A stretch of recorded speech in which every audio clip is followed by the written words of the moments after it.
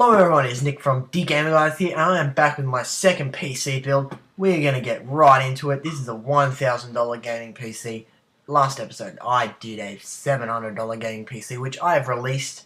Now this, actually, before I get onto this site is an Australian site. This is close to where I live.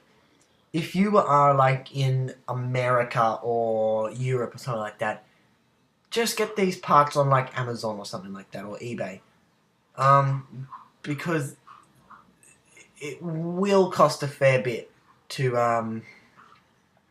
get it shipped to you, obviously, because it's got to like go through customs and all that. It's just easier to use Amazon with these parts if you are not living in Australia right now. So it'll cost about $60 for the shipping. Now, before we actually get onto the components, one thing I want to clear up. I'm not putting in Windows 7 or Windows 8 because that's really your choice. If you guys want to put in Windows 7, like better graphics cards and like optical drives, which you're going to need to install your Windows, that's your choice, like keyboard and stuff. It's your choice. I'm not going to make that decision for you. I'm just making this the best computer that I can with under the budget that I've given myself to make it. You guys have to just pay that little bit extra. I mean, you don't have to pay a lot to get like a keyboard and stuff. Like you can get them on here for like $30, but they're not very good. But quality is not. If you get like a $15 keyboard and it breaks, it's not like you're really gonna matter. If you get like a $300 keyboard and it breaks, that's when you're in trouble. Okay, so we're gonna get right into this build now. So we have an Intel Core i5-3330. It is it's clocked at 3.3 gigahertz, but can easily be overclocked to over 4 gigahertz. It's a quad-core CPU with Ivy Bridge technology, and it's just a good all-round processor. It's gonna handle pretty much any game that we want to throw at it, like Battlefield 3 and all that.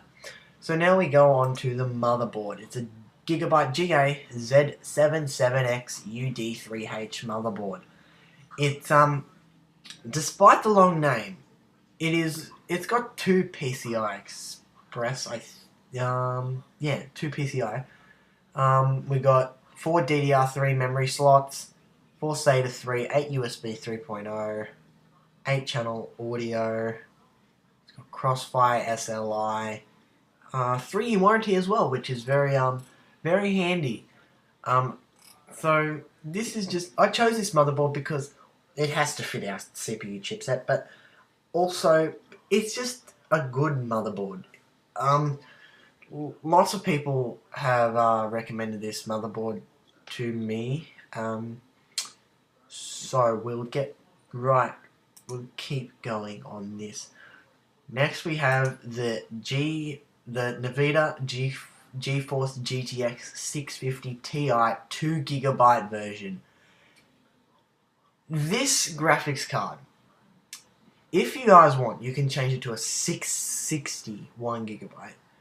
This is just a little bit cheaper, and it gives just a little bit less performance, like 5 frames per second. So you're not losing that much. But if you want to have the next one up, just to say, oh, I've got this graphic card and so on, you can do that. It's your choice. But I chose this GeForce 650. It's PCI 3. It's got 2048 megabytes of GDDR5 memory, clocked at 928 megahertz. It's got DVI. I and DVI-D and mini HDMI. It says here that it can enjoy the latest games in full 1080p, which is what we want to see. We want to see some good 1080p gaming because everyone loves that, without any lag as well. That's what you want. So it's just a good all-round graphics card.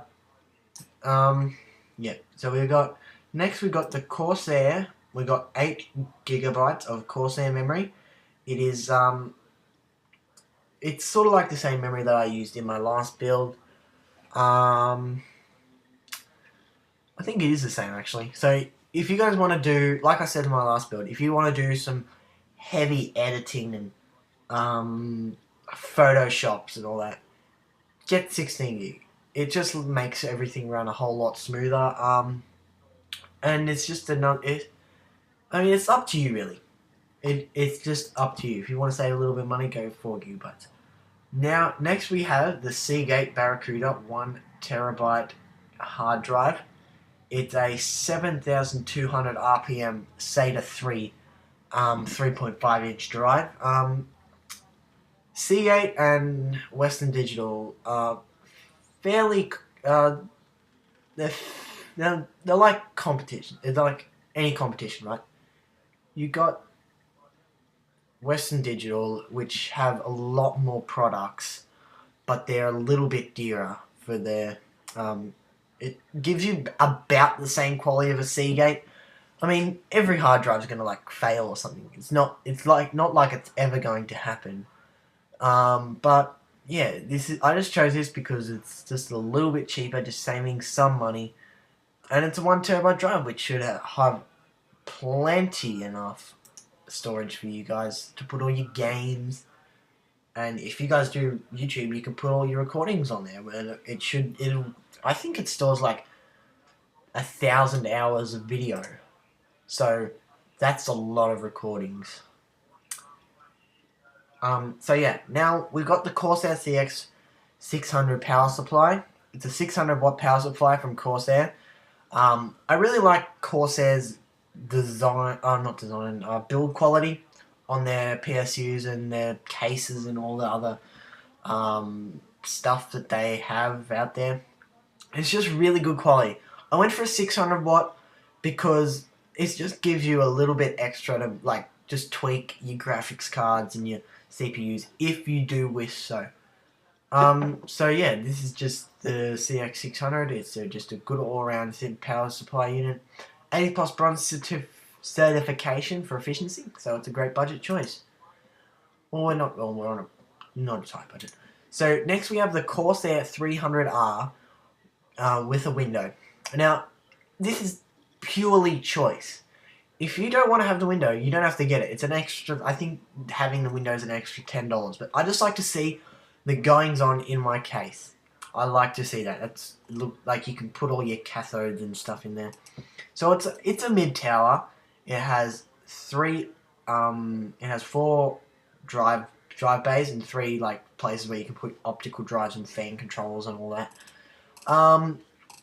So yeah, this is what it looks like fully powered up. This has got a really high power system in it though. Yeah, so we have it's just I like, as I said in the power supply. Of course, they make really good cases. This case is more. It's just more of a simple case, but then it's like I'm simple but dull on the outside, but on the inside I'm like a super computer. So next we have the Cooler Master Hyper 212 X CPU cooler. This is just if you don't need to get this. This is just if you want to be overclocking it to 5 gigahertz, because the stock heatsink is not going to give enough cooling power and enough like suction to get out all that hot air that you have been producing with your hardcore gaming with your overclock CPU. So yeah, it's just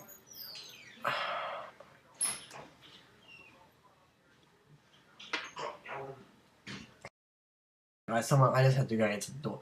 So as I was saying, I can't actually remember, but I think I was talking about this is just a good thing for your overclocking a PC for your CPU. It is a quiet one as well, so it just makes your build a little bit quieter, which is good if you're going to be like doing some like long hours on your gaming PC without wearing headphones and stuff, playing through speakers. The noise from your computer is like gonna, if you have a lot of noise from your computer, it's gonna affect your gaming experience. So guys, as I said in the start of this video, you can customize this however you want. This is just what I think would be a good build from like a computer that I would buy. I would buy this computer. So yeah, you guys can add monitors and keyboards and mouses and OS and your freaking optical drives. I had a bit of a mind blank there. So thank you guys for watching, and I will see you guys on my next PC build, which I think I might be doing a $1,500 PC build, so we'll get that. I think we'll probably get an extra 20 frames a second from this computer. So I've been Nick from the Gamer Guys, and thank you for watching this video.